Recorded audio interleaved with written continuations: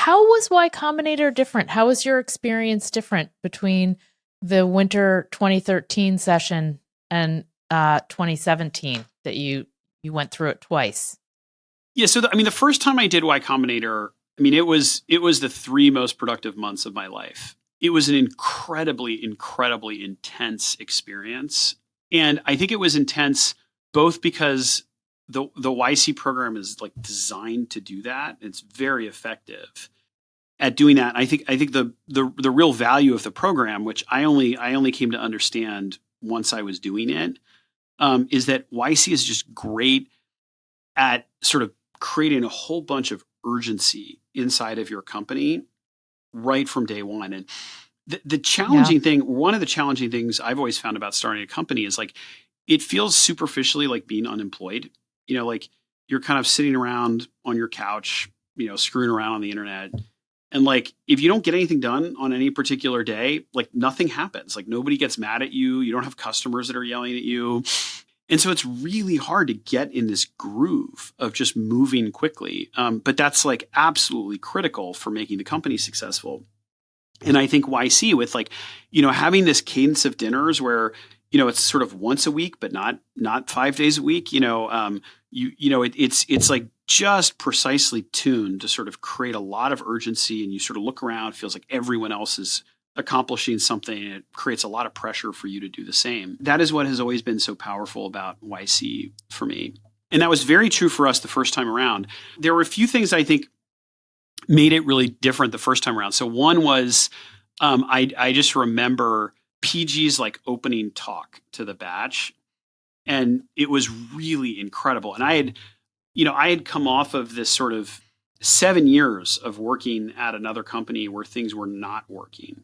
And PG at one point sort of said, look, there were many, many really great lines in this talk. And I don't remember all of them, but I remember he sort of said, look, there are 2 or 3 of you in this room that have what it takes to be really successful founders. And, the rest of you probably don't. Like, that's okay. Like, there are other things that you can do. But I remember thinking like, oh my gosh, I hope it's me.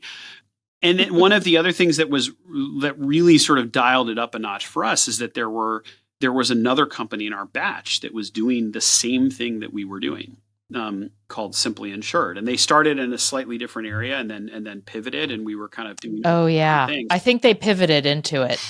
And I remember, so for us, it was just the level of urgency was just extra high because we would see them like talking to someone at dinner, and it was like, they're talking to our customers. And the reality is every company, like your competitors are out there, but you often like, you don't have to confront that in quite as viscerally a way as we did in Y Combinator in that sort of first go round. The third thing is I remember having office hours with PG, and I joined, I joined Y Combinator as a solo founder, and then Lux, my co-founder at Zenefits, joined a few weeks later.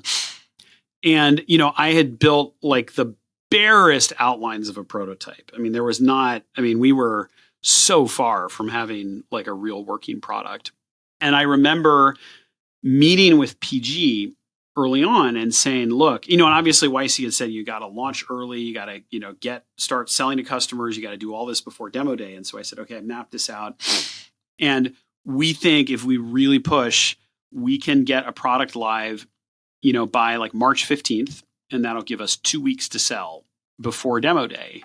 And PG looked at us and said, you can't do that. You got to launch by the first week of February, no matter what. That's just not enough time. I said, well, there's just no way. Like, there's no way, it's already like, the second week of January, like we can't build this thing in 3 weeks. It's not possible. And he kind of looked at us and said, well, I don't know what to tell you. Like you might as well give up and like go home, because like your company's not going to work if you can't get this live by the first week of February. And I was like, oh my gosh, like I already failed. Like what?